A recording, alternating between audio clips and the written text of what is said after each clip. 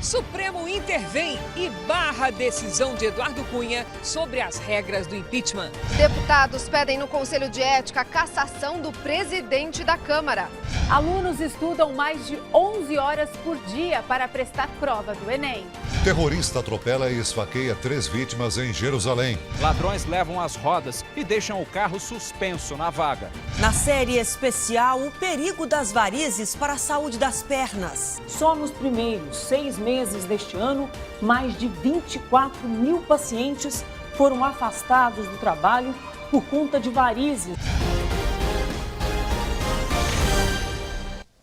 Olá, boa noite para você. Nós vamos abrir essa edição com o sobe e desce do dólar. A moeda americana fechou em R$ 3,89. Foi a maior alta diária dos últimos 4 anos. E há 2 meses do fim do ano, os comerciantes de produtos importados vivem um dilema. Se aumentarem vinhos, espumantes, frutas e outras mercadorias da cesta de Natal, podem perder nas vendas.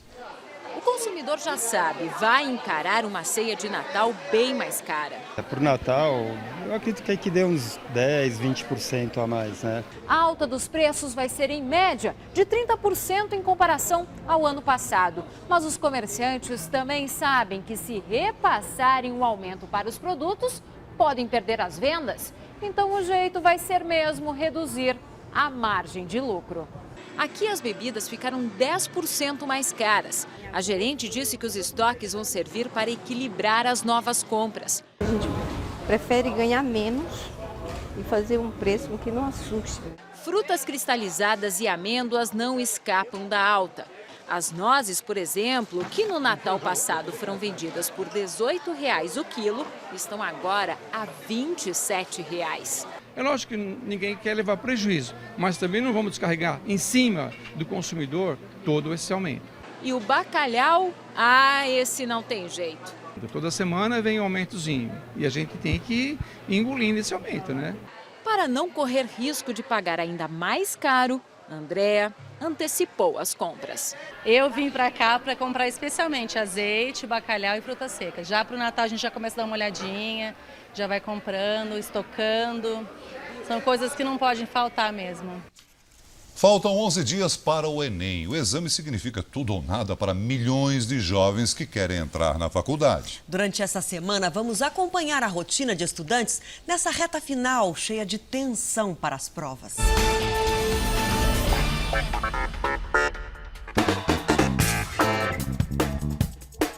Quantas fórmulas, regras gramaticais, números alguém é capaz de memorizar em um dia de estudo?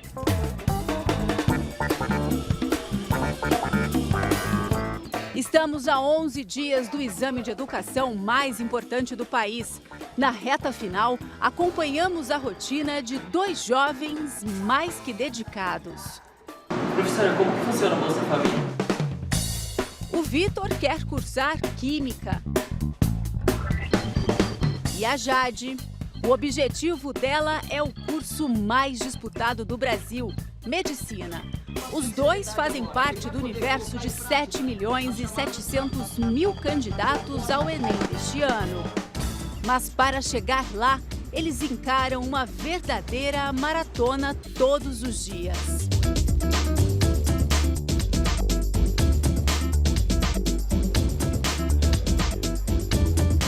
Ela tem aulas de manhã e de tarde na escola e à noite no cursinho. Jade, são quase 9 horas da noite. O dia dela começou às 5h30 da manhã e você ainda tem mais uma aula, só vai chegar em casa depois das 11. Que maratona, hein? Sim, sim. Tem que gostar das aulas, tentar focar na aula para não perder a atenção. Mas as aulas são legais, então isso salva um pouquinho. Ele estuda de manhã e faz cursinho à tarde. Aproveita todas as brechas do relógio. Quando eu tô indo pra casa, eu pego um livro, do vestibular, porque como no carro não dá pra fazer exercícios, eu acabo pegando um livro pra ler. Os dois sabem que a dedicação é necessária porque a concorrência é grande. Ninguém nessas salas quer ficar para trás. Esses meninos estavam me contando que eles estudam, em média, 11 horas por dia. Não tem tempo de fazer mais nada, né, Beatriz? Só estudar. Sim, a gente acorda cedo, vem pra cá, estuda, almoça e volta a estudar. A gente acaba tendo gás porque é o nosso sonho. Como o meu sonho é prestar economia e passar numa boa faculdade. Então a gente sempre dá o melhor de si. Estudar 11 horas corrido não dá, mas fazer uma pausa de meia hora, cada 1 hora, 2 horas, aí a gente consegue absorver bem. Absorver e se organizar. Ele poder começar a se organizar no tempo da questão. Lembrando que no primeiro dia são 4 horas e meia, segundo dia são 5 horas e meia. O tempo da questão são 3 minutos. 3 minutos. Esse é o tempo que cada um deles vai ter para responder uma única questão complexa. É mais ou menos o mesmo tempo que você parou para ver essa reportagem. Depois de um feriadão dedicado à montagem de estratégias contra e a favor do impeachment, tanto o governo quanto a oposição foram surpreendidos pelo Supremo Tribunal Federal. 2 ministros entenderam que as regras adotadas pelo presidente da Câmara, Eduardo Cunha, não podem ser aplicadas num eventual afastamento da presidente. A presidente Dilma reuniu esta manhã 11 ministros de 7 partidos e líderes do Congresso para avaliar formas de reagir à ameaça de impeachment. Ao mesmo tempo, o presidente da Câmara, Eduardo Cunha, encontrou-se a portas fechadas com a oposição, que quer uma aliança com o PMDBista para afastar Dilma. Os 2 grupos foram surpreendidos por decisões do Supremo que, embora provisórias, mudaram o jogo político.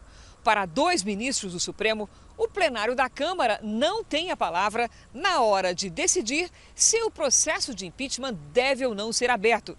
Pela Constituição, arquivar ou dar andamento ao pedido de afastamento do presidente da República é atribuição exclusiva do presidente da Câmara. As decisões de Rosa Weber e Teori Zavascki foram em resposta a recursos apresentados por deputados do PT e do PCdoB. O ministro Zavascki diz que age para evitar dano grave à ordem institucional. Inicialmente, os aliados do Planalto tomaram a decisão como positiva. O que disseram os ministros do STF na manhã de hoje é que está sobrestado, está paralisado o rito que esse clube do golpe estabeleceu arbitrariamente para querer dar início ao processo de impedimento de uma presidenta da República eleita legitimamente pela maioria dos brasileiros. Só depois o governo entendeu que perdeu o plano B,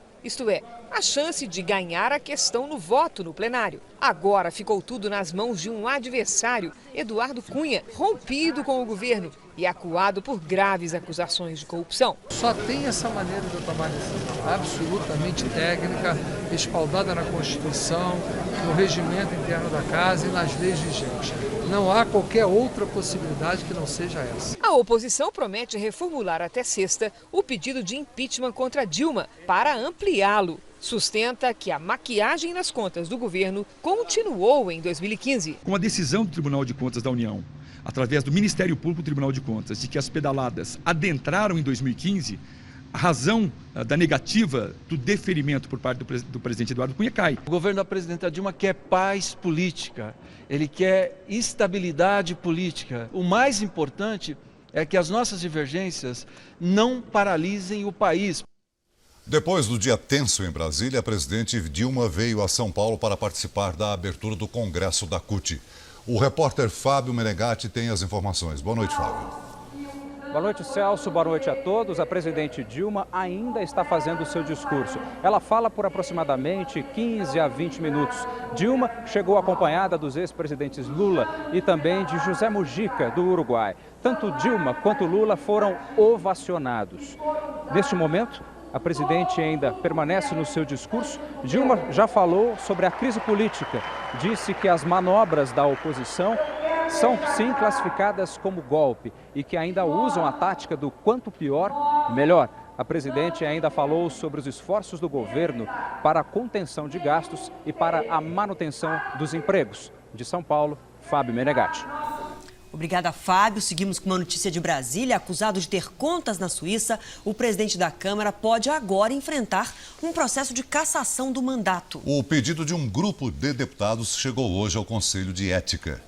O documento assinado pelo PSOL e pela Rede pede a cassação do mandato do presidente da Câmara. Eles acusam Cunha de quebrar o decoro parlamentar. A representação está embasada na informação da Procuradoria-Geral da República, que confirma a existência de contas no exterior que beneficiam Eduardo Cunha com dinheiro desviado da Petrobras. Por mentir à CPI e por receber ilegalmente recursos derivados de propinas no escândalo da Petrobras. O pedido foi assinado por 48 parlamentares. Deles, 32 são do PT. Essa é uma decisão que não é só de bancada, ela é uma decisão partidária. Já os líderes da oposição consideram prematuro o pedido de cassação. Enquanto nós tivermos uma investigação sendo feita e o Supremo Tribunal Federal não aceitar esta denúncia, é evidente que não há nada a se fazer. O processo é longo. Precisa primeiro passar pelo Conselho de Ética.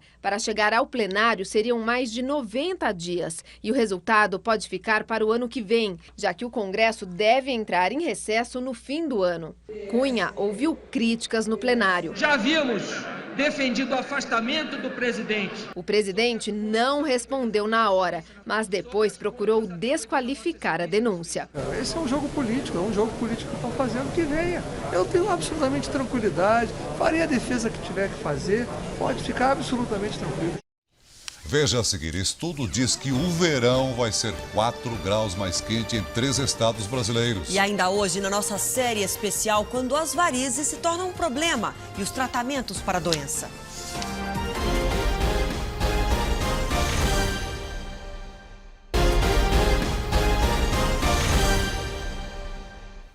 Em alguns estados brasileiros, o próximo verão pode ser até 4 graus mais quente. Essa é uma das conclusões de um estudo sobre as mudanças climáticas no planeta, divulgado no Rio de Janeiro. Quem frequenta as praias do Rio nem desconfia que o nível do oceano está subindo.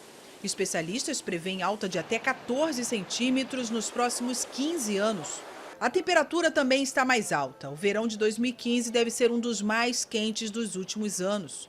Até 4 graus acima da média em estados como Rio de Janeiro, Piauí e Tocantins. São mudanças irreversíveis que podem afetar grande parte da população. Os dados foram divulgados hoje por pesquisadores do mundo inteiro na sede da Fundação Oswaldo Cruz.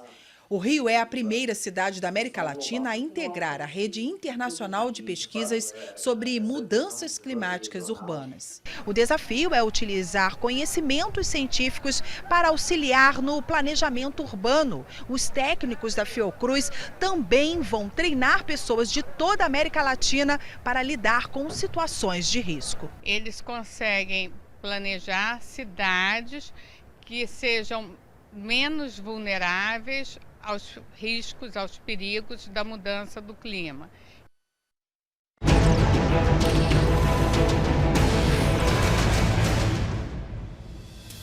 Câmeras de um prédio de Porto Alegre mostram a chegada de 2 mulheres e um homem.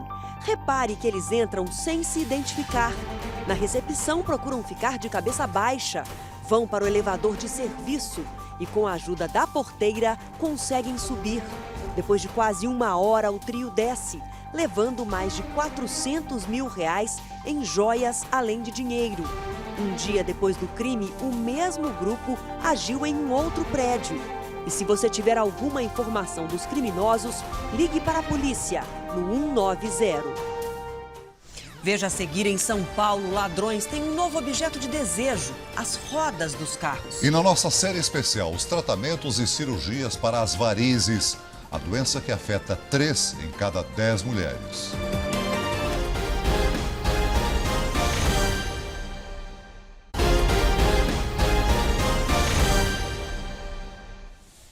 Uma nova modalidade de crime tem deixado as vítimas assustadas em São Paulo. É o roubo das rodas do carro. E muitos motoristas só percebem na hora de dar a partida. Nas ruas ou até em estacionamento de supermercados, os ladrões agem em poucos minutos. Numa rua tranquila de um bairro residencial, carros sempre ficam estacionados em frente às casas. Isso é comum. Fora do normal é o que começa a acontecer agora. A tranquilidade é quebrada quando esse outro carro chega ao local.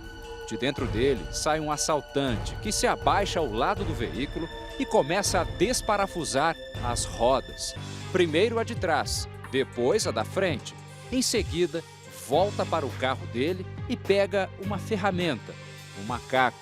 O assaltante suspende o veículo e leva as duas rodas embora em apenas 2 minutos. Aí o carro com os 2 criminosos deixa o local sem muita pressa. É mais um furto de rodas em Ferraz de Vasconcelos, na Grande São Paulo.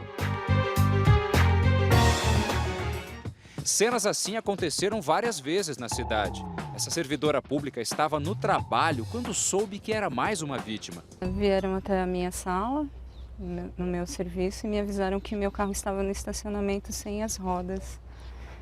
Aí eu cheguei, ele estava com a parte da frente no chão e a de trás ainda estava com o macaco ainda, suspenso. Esse terreno onde funciona um estacionamento já foi alvo dos ladrões mais de uma vez. Eles agiam durante o dia, principalmente à tarde. Foi o que aconteceu com esse carro aqui, do seu João. Ele ficou fora do veículo menos de 10 minutos, tempo suficiente para que essas rodas fossem retiradas. Mas nesse dia, teve um detalhe inesperado para os assaltantes. Havia vigilância na região. Vi um corre-corre e vi uma ação da GCM que saiu em perseguição a um veículo. Aí o pessoal que estava do lado colocou o seguinte: roubaram mais um. Eu olhei e falei, mas roubaram o quê? Quando eu olhei, vi que meu carro estava caído. Aí eu falei, puxa, é o meu carro que levaram as rodas. A perseguição que o seu João conta terminou com a prisão dos 2 homens que furtaram as rodas do carro dele. Para a polícia, eles assumiram outros crimes. Um deles é esse, que mostramos no começo da reportagem. Foram em torno de 15 a 20 furtos aí na nossa região. Esse tipo de crime tem acontecido não só nas ruas, mas em estradas. Esse caminhão que viajava pelo interior de Goiás foi abordado por assaltantes que roubaram todas as rodas. Os pneuzinhos, prejuízo de uns 70 mil reais aí. O furto de rodas não é só em áreas desprotegidas. O carro do Peterson estava no estacionamento de um supermercado quando teve as 2 rodas furtadas.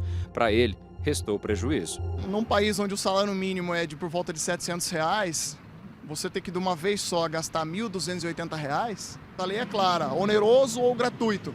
A responsabilidade é do dono do estacionamento.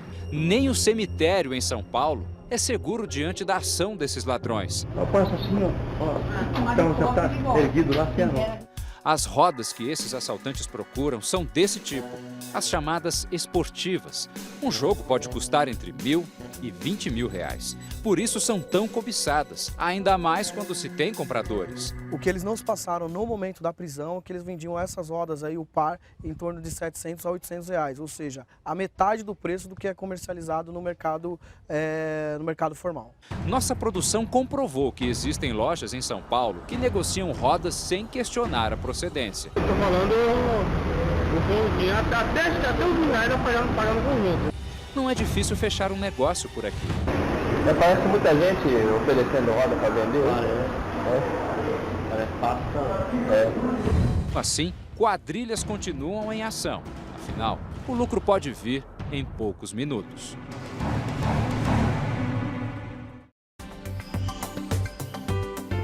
O tempo fica aberto e a temperatura sobe em grande parte do país nesta quarta-feira. Faz sol em quase todo o Sudeste, Centro-Oeste, Norte e interior do Nordeste. Em Campo Grande, a temperatura sobe quase 10 graus e a máxima chega aos 37. Em Belo Horizonte, faz 32. A chuva é isolada entre Mato Grosso do Sul e Roraima e nas praias do Nordeste. Em São Paulo, tempo aberto e calor com máxima de 31 graus. Em Maceió, faz 30 graus. Em Porto Velho, 37. Em Porto Alegre, a máxima é de 28 graus. E no sul, amanhã, volta a chover nos 3 estados. Hoje fez sol em Porto Alegre, mas as ruas continuaram alagadas. Já são quase 50 mil pessoas afetadas pelas enchentes. O governador Ivo Sartori decretou estado de emergência em 26 municípios gaúchos.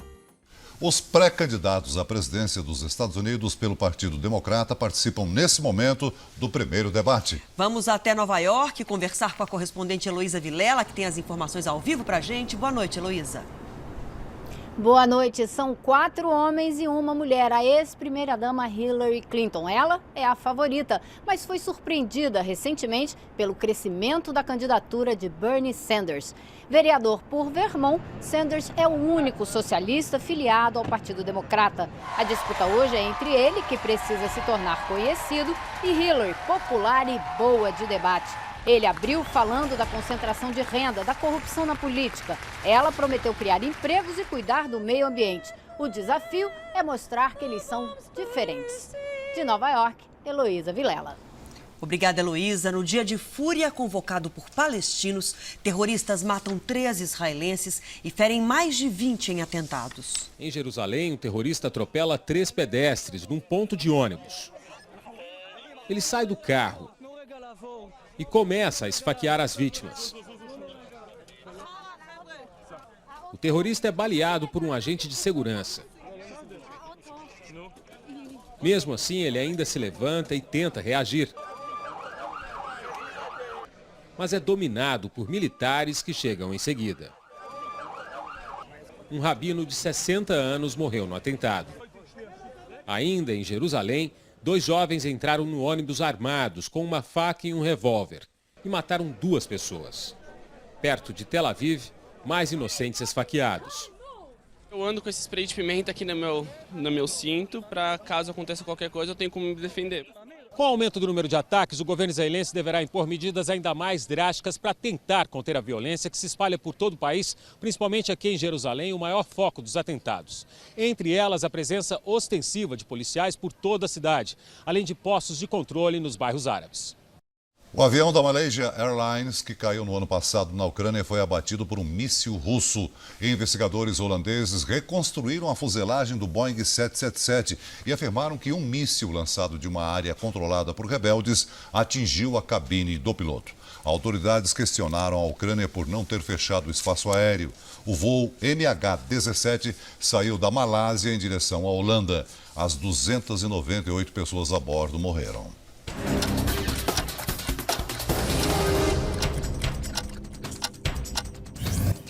71 pessoas morreram nas estradas federais durante o feriado de 12 de outubro. Foram 1.037 acidentes e o número de multas foi alto, quase 20 mil. A vigilância sanitária começou a retirar das praias as carcaças dos bois que morreram durante um naufrágio de um navio em Barcarena, no Pará. O acidente aconteceu há uma semana. Por causa do cheiro forte e do risco de contaminação, a cidade decretou situação de emergência. No Rio de Janeiro, uma operação da Polícia Federal e da PM deixou 3 mil alunos sem aulas no Complexo da Maré. Foram cumpridos mandados de busca e apreensão para desarticular uma quadrilha de roubo a banco. Em Campo Grande, Mato Grosso do Sul, uma tonelada de alimentos da merenda escolar foi parar no lixo. Segundo a Prefeitura, por causa da greve dos professores, a comida ficou imprópria para o consumo. A paralisação durou 77 dias. Se forem bonitas, ótimo, mas se saudáveis, melhor ainda. Cuidar das pernas é muito mais que uma preocupação estética. É importante manter forte e funcionando em potência máxima essa complexa e eficiente máquina de caminhar. Se os sentimentos costumam ficar estampados no rosto, o peso da vida carregado nas costas, o do corpo fica por conta das pernas. Depois de aprender a andar lá na infância, parece simples, automático, nem tanto. Caminhar é, na verdade, uma atividade motora complexa que acontece em cadeia, movimentando praticamente o corpo inteiro. braços, glúteos, tronco, pernas e pés. Só nos membros inferiores, em apenas um passo, acionamos mais de 40 músculos, cerca de 60 tendões, mais de 30 articulações. A gente pode dizer que o andar é uma sucessão de quedas evitadas pelo organismo. Por quê, doutor? Porque sempre o que a gente faz é deslocar a gravidade para frente. Então você joga a gravidade para frente, você provoca um desequilíbrio do corpo. E esse desequilíbrio tem que ser compensado pela ação dos músculos e das articulações. Esses músculos e articulações, eles têm que funcionar de maneira sincrônica ou harmônica para que o movimento seja o mais econômico possível. Num passo assim, o joelho recebe pressão equivalente ao dobro do peso do corpo. Numa corrida leve, até 6 vezes mais. Num salto triplo feito por atletas de alta performance, mais de 1,5 toneladas. Uma máquina de grande eficiência, mas se maltratada por sobrecarga ou sedentarismo, pode comprometer a saúde e a rotina. Problemas nos joelhos, dores intensas, tromboses, complicações no sistema circulatório. No Brasil e no mundo, um dos mais comuns são as varizes, que atingem 20% dos homens e até 35% das mulheres. As mulheres elas têm alguns fatores de risco a mais, particularmente as gestações e, eventualmente, o uso de anticoncepcionais. São os principais motivos que levam as mulheres a terem um pouco mais, realmente, de tendência do que os homens. Varizes são veias dilatadas, fracas, que não conseguem fazer o sangue circular bem, o que provoca dores e alterações na pele.